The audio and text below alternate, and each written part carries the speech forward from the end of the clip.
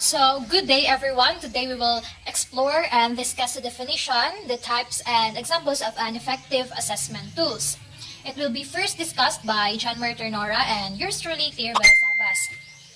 Learning objectives. Explain the common effective assessment tools and illustrate an example of these tools. Basically, we will focus on the effective assessment tools that measures the affective domain. The affective domain encompasses behaviors in terms of feelings, the attitudes, and beliefs that comprises one's value. There are three considerations in assessing the affective domain.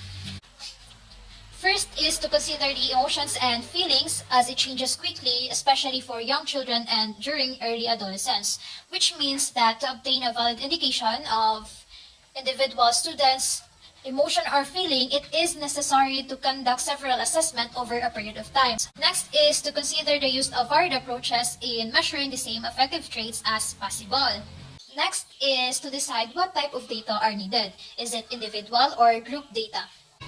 Considering what the purpose of assessment is will influence the method that must be used. For instance, for giving or reporting feedback to parents or interested individuals about the learners, individual student information is necessary. If the assessment is to improve instruction, then results for group or whole class is more proper to use. Take note that this is one of the usefulness of the effective assessment. So to present to us the first four effective assessment tools, let's watch the presentation and listen to Ternora. Thank you, Clear. Here are the first set of effective assessment tools. First, we have Likert scale. Likert scale is a 5 or 7-point scale which is used to allow individual to express how much they agree or disagree with a particular statement. A Likert scale assumes that the intensity of an attitude is linear on a continuum from strongly agree to strongly disagree, and makes the assumption that attitudes can be measured. Each of the responses would have a numerical value which would be used to measure the attitude under investigation. In addition to measuring statements of agreement, a Likert scale can also measure other variations including frequency, quality, importance, and likelihood. This scale is advantageous as it does not expect a simple yes or no answer but allow for degrees of opinion from the respondent. This is an example of a Likert scale. Next, we have checklist. Checklist is a simple instrument consisting of prepared list of expected items of performances or attributes, which are checked by evaluators. Checklists are constructed by breaking performances and quality of a product, which specifies the presence or absence of an attribute which is observed. It is also one effective assessment strategy to monitor specific skills and behavior of an individual or a group of students. In planning for criteria to be used in checklist, it is important that it is aligned with the outcomes that needs to be observed and measured, which is a great tool in monitoring who needs help and who are on track with the desired outcomes. The picture shown is an example of a checklist. Next on the list, we have semantic differential scale. Semantic differential scale is another common approach to measuring affective traits.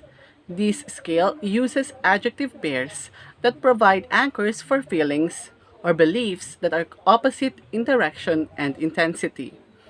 Students will place a check between each pair of adjectives that describes positive or negative aspects of the traits. Simply, semantic differential scale asks the respondent's position on a scale between two bipolar adjectives which has 5 or 7 intervals.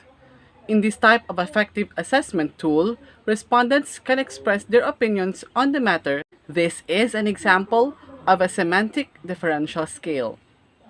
Lastly, we have interviews. Interview is a common method of gathering data.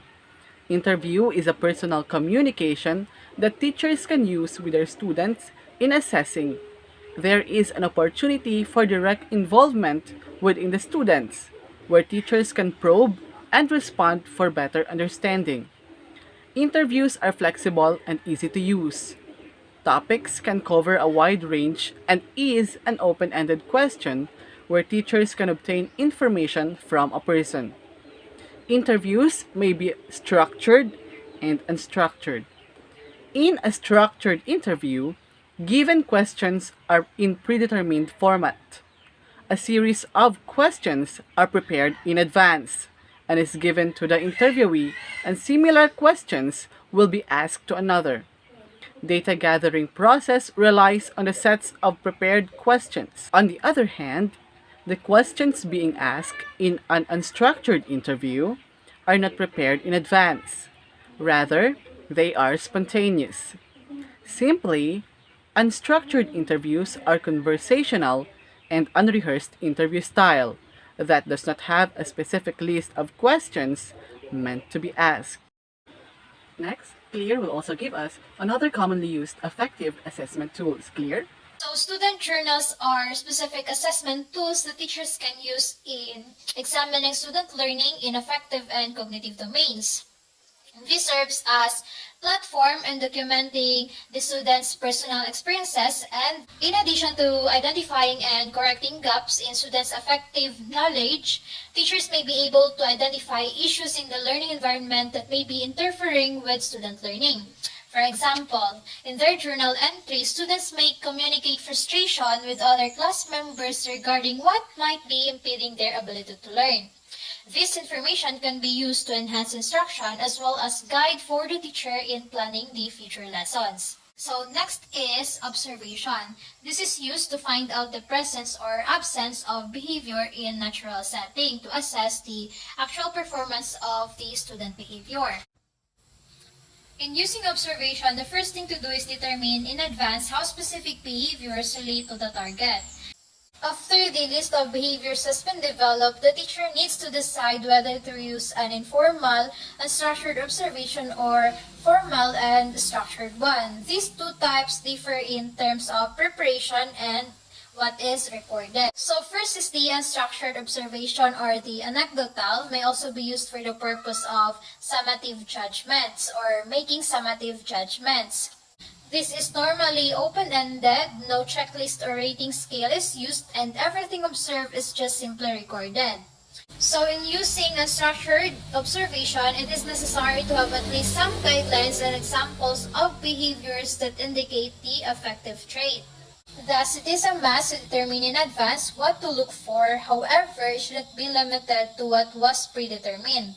It is also open-ended to include other actions that may reflect on the trait. Then the unstructured observation is more realistic, which means that teachers can record everything they have observed and are not limited by what is contained in a checklist or the rating scale. Next is the structured observation. So definitely, structured observation is different from unstructured observation in terms of preparation needed as well as in the way observation is recorded. In structured observation, more time is needed since checklists or rating forms are to be made that will be used to record observations. So next is the sentence completion. The advantage of using the sentence completion format is that it captures whatever comes from the mind of each student. However, there are disadvantages too, like students tend to fake their responses, thinking that their teacher will notice their penmanship. So they tend to give answers favorable to be liked by their teachers. Then another one is when it comes to scoring, it is more time consuming and it is more subjective than the traditional assessment. And here's the example of the sentence completion. And lastly, we have the rating scale. These rating scales not only help students understand the learning outcomes or targets and focus their attentions to performance, but also give specific feedback to students as far as their strengths and weaknesses with respect to the targets to which they are measured. Because these ratings help students to show their growths and progress. So there are two most commonly used type of the rating scale. These are the numerical rating scale and the descriptive graphic rating scale. This numerical rating scale translates the judgments of quality to degree or degree into numbers. While the descriptive graphic rating scale, or the better format for rating, replaces ambiguous single word with short behavioral descriptions of the various points along the scale. So here is the example of the graphic rating scale. The table below contains the common rating scale errors that teachers and students must be familiar with in order to avoid committing such kind of errors during assessment. Congratulations! Today we have learned that understanding the affective domain or students' motivation and desire are key to effective learning. Also, we have learned that affective assessment tool helps in improving the instruction through assessment and evaluation. It also helps in developing and assessing students' moral character. It helps in measuring students' attitude about the importance of the content they are to learn. And finally, it improves the quality of educational experiences.